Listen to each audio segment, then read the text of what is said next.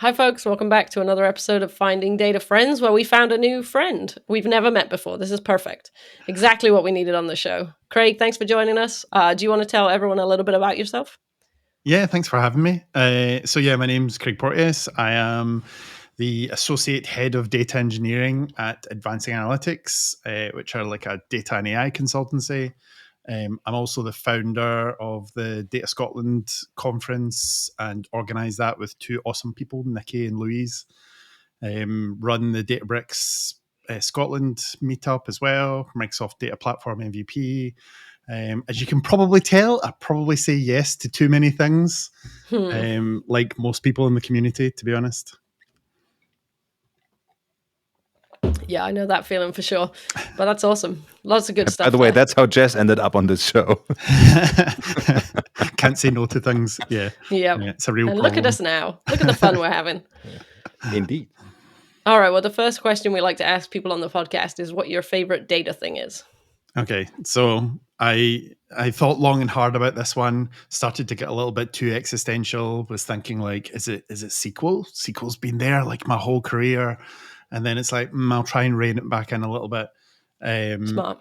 Yeah, didn't want to go too small, like specific features or tools and things. To be honest, the biggest thing that still blows my mind is like, and this is a bit geeky, is the Delta file format of like, we've got files like you had data lakes that came along and everyone's just like dump everything in here. And I remember those kind of projects where it's like throw in all the files. And then after that, you're like, what do we do with these? There's a horrible mess everywhere. And then Delta came along and other formats like Iceberg and Hoodie. And it's like you start to get all these cool features from relational databases that come in, and you're like ACID transactions, and it's all just files under the hood. And then things like time travel, which feels accidental. It's like you've got a transaction log over these files, and then they're like, oh, there's this feature time travel. And it's like, well, it's a bit of a byproduct of having that transaction log. So you've got that. And then some of the stuff I've been talking about at conferences recently is like the sharing element, the Delta sharing, where you can just easily share data with other people without it moving around the place. And you kind of see this forward vision of a lot of companies and a lot of people using all these formats, and it actually kind of opening things up and making things so much easier. Gone are the days where you've got hard drives with copies of data everywhere, or USB drives left on trains and things.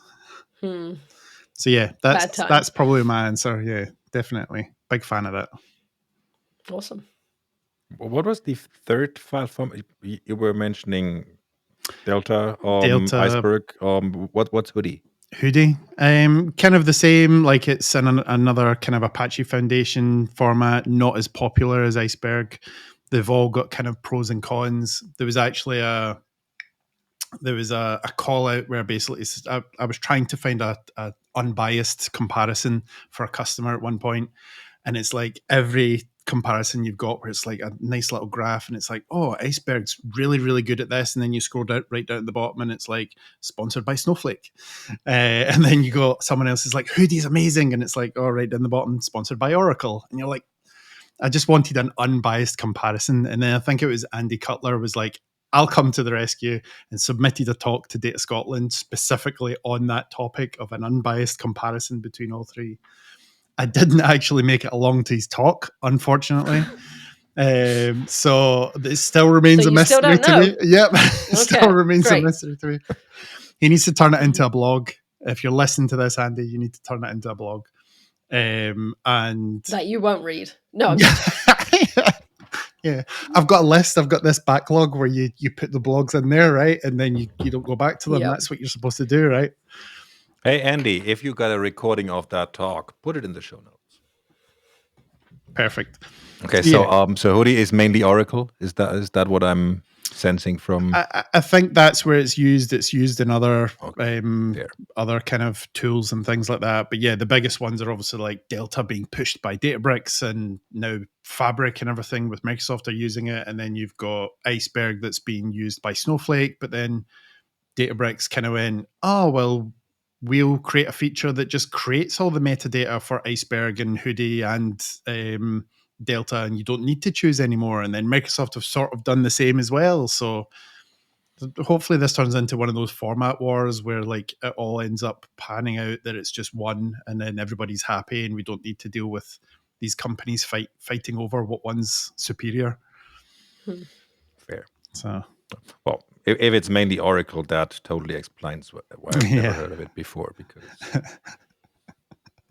unless potentially querying an Oracle database in SSIS, I don't think I've done anything on Oracle databases in 15 plus years. So really, yeah, same.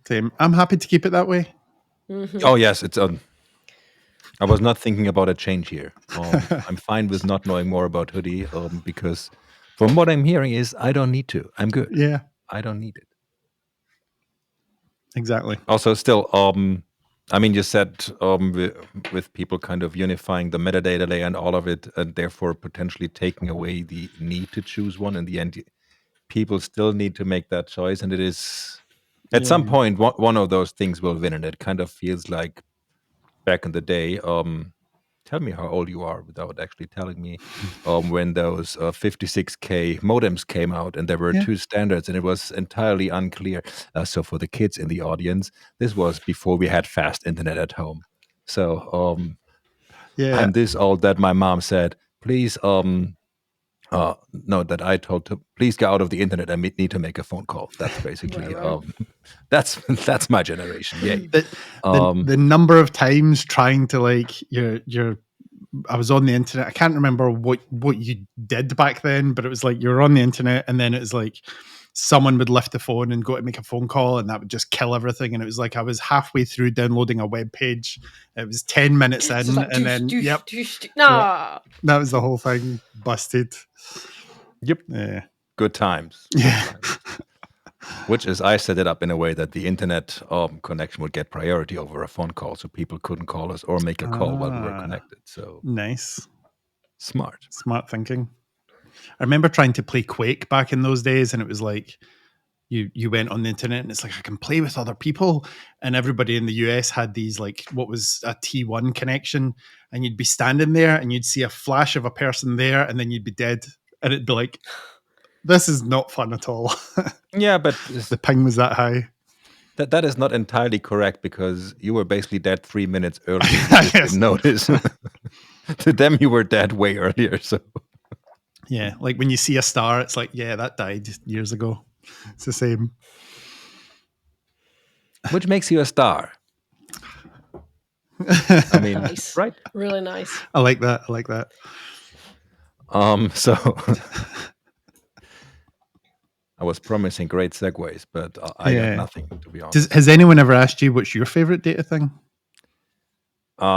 People have asked. We've never answered. We're still figuring out which one's going to be the episode where we're going to answer the questions. I mean, episode 100 might be a good fit. Yeah. I thought we were getting Taylor Swift for that one, though. Yeah, well, she's going to ask the questions. Oh, okay. Perfect. Nice. Yeah, that makes sense. Yeah, that does make sense. It's not an either-or thing. She's just a panel moderator. We couldn't get anyone else, so okay. She was available, so easy peasy. Taylor, if you're listening, episode 100 will be end of Q1. I hope she's not at FabCon. That might be an issue. That might overlap. Just hey Taylor, if you're planning to attend FabCon, cancel it. Microsoft, if you're listening, I'm sorry I took Taylor away from you. Which is funny because one of the core team actually running FabCon is also named Taylor. But there you go. Where are we going with this? I have no idea. But I have another question. You were going with your segue, remember? You bring it back around somehow. Well, instead of a segue, I just came up with a rabbit hole, and then I kind of dug myself out of that hole. And here we go. Hey, Craig, what's your favorite non-data thing to do? My favorite non-data thing. So was this a favorite non-data thing or thing to do? Well, either. It can be a thing. It can be a hobby. So it cannot be a food. That is very important. So obviously the answer is spending time with my lovely children. I have 2 boys. They're 5 and 7. But there's a realistic answer there, right? I mean, you could probably infer that Lego might feature somewhere in there. To be honest, there's so many occasions where the kids have got like a couple of big boxes of Lego, and I'll sit down with them and play, and we'll be putting things together, and they'll just basically ask me to build something, and I'll build something, and then I'll turn around, and they've been watching TV for about 40 minutes, and it's just me playing with Lego. So that I happens. see nothing wrong with that, but No, Yeah, this seems fine. yeah. I know I asked them to come back just so that I don't look like I'm just sitting playing with Lego. Just sit here and watch TV. It's fine. Beyond that, running, like I kind of stepped back quite a bit over the last year, but got back into it in summer, and then did like a 10K race just a couple of weeks ago, and really enjoy it. Like, just great to actually get out and get a run. And I've been actually like trying to listen to audiobooks when I'm doing it now. So like music was getting a bit tiresome, and I needed something to distract me from the pain. So started listening to audiobooks, but now I get this weird like association thing where if I'm running through certain bits, so there's like a lot of trails round where my house is, and running through certain bits of the forest, like I get reminders of like this book, like a book from the Bobiverse, or there's a Witcher book and things like that. I get triggered from that point as well, and so that's quite strange because you're listening to one book and you start getting thoughts of other ones popping in as you pass specific landmarks and everything. But yeah, definitely, I'd say running and Lego are probably feature quite high in hobbies. I've got a 3D printer that I have not touched in about a year. There's probably at least 12, maybe 15 spiders living in it now.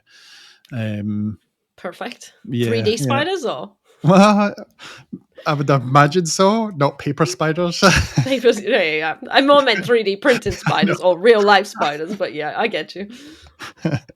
See, now I need to go print spiders and make that joke online now. So Yeah, exactly. yeah, Dust it off. so let me just rephrase what you basically just said. So we were asking, hey Craig, what is your one favorite non-data thing? And you said my family, Lego, running, and my 3D printer that I haven't even touched yet. Okay. yes, Perfect. The good news is that running, if we choose that one, is something that makes you hungry, which leads us on to our final question and our I was favorite about to question. kind of admire that we had some very sporty guests for the past Oh. couple of weeks now, because we had Yeah, yeah. Mark running his bike, then we had Rita on her nice. pole, now we have Craig running. I mean, what is It's true. happening? It's true. Then again, thinking about that makes me extra hungry, so we're back. I see. Yeah. Get that. Bring it back around. Our final question, and probably our favorite question, is what's your favorite food? So I do have a very big sweet tooth, so it's got to be something sugary. We cannot relate to that at all. Jess and I both hate anything that has sugar or butter in it. Cannot be fatty, cannot be sweet. Sorry. So I could play the Scottish card and I could say tablet. And if you don't know what that is, it's kind of like fudge, but like crumblier. And it's basically just sugar, lots and lots of sugar, butter, and condensed milk, like a tin of condensed milk. And it's like, that's it. And you just like boil it up and then cool it down quickly. And it's quite addictive. But outside of that, again, I'm giving you more than one answer, so like I'm totally blowing the scope of your questions. Perfect. Is creme brulee, so like that is a dessert. Yeah, just great choice. We're going to allow multiple answers as long as it's stuff like creme brulee, to be honest. Yeah, with the little hard top on it. Oh. Yeah. I still hold a grudge. Like I'll freely admit to the public, I still hold a grudge with my wife where we were on our honeymoon and she took me out for a nice meal. We were in America at the time. We were in San Francisco and we went out for this like it was San Diego. We went out for this amazing meal, had a brilliant meal, and at the end they had creme brulee on the dessert menu, and I was like, oh, brilliant, perfect. And they brought out, she'd told them it was my birthday, and they brought out this creme brulee without even asking that said happy birthday on it. And the bowl was like that size, like the size of my face. And they put it down and I started to dig into it. And then she had a spoon as well and started to eat half of it as well. So I was a little bit less than pleased that she took half of it, but also she wouldn't let me order creme brulee for dessert afterwards. So it's like that. But she knew that the birthday treat should be a creme brulee the size of your head. Yes. And then she wasn't allowed any of it. She did have some, but I was grudgingly sharing. Right. Okay. So I mean, And the marriage is still going strong, though. Like, I was yeah, gonna, yeah, more than 10 years. you So were still on your honeymoon back then, so I'm kind of on the fence of being like, I'm going to allow her having Yeah. some of your creme brulee. yeah, it was touch and go for a while. Yeah, we almost didn't make it back from the honeymoon. yeah. Well, we're glad you made it through, though. Cheers. I Definitely. mean, as they say, if you can make it through creme brulee in San Diego, you can really make it anywhere and make it through anything. So that very that well was known your saying. one and only test for your marriage. So you're good. You can Mhm. check that one off your list. Congratulations. Yeah, sharing dessert. It's true. My wife always gets mad because I'm like, no, I don't really want one. And she's like, all right, well, I'm going to get this. And I'm like, great. Oh. Were you She was like, specific? you said you didn't want any. I was like, I just wanted a couple bites. And then it was really good, you know? Will you specifically ask 1 spoon and 1 spoon only? Yeah. Yeah. I may Oh, have done dear. this more than once. So yeah, that's fair. That's fair. for So, yeah. reasons. For reasons. Only to protect my dessert. Which, yes. following up, obviously protected my happiness, which then protects the happiness of those around me, except There's- those that don't get my Exactly. dessert. There's definite reasoning there. I For like sure. that. Joey doesn't share food. yes. Exactly. It's like a universal thing. You can, like, anyone, or maybe it's a generational thing or something, but I feel like anyone can quote from Friends and everybody gets it. Yep. But Totally. it's not going to be like that for what for I long. think it is a That's generational true. thing because I was always under the same assumption. So if you're doing one of those famous, like you, I mean, you knew immediately where that quote came from. Yeah. And I had a similar situation recently with someone, not saying you're old, Craig, but I mean, it takes one to know one. So, and they were a teeny tiny bit younger than you, and they had no idea what I was talking about. Oh, Oh. But then again, I mean, Friends hasn't been a thing in. When did it end? Was it 2009? Oh, 15 don't years or please so don't ago? tell me. Yes. Don't tell me.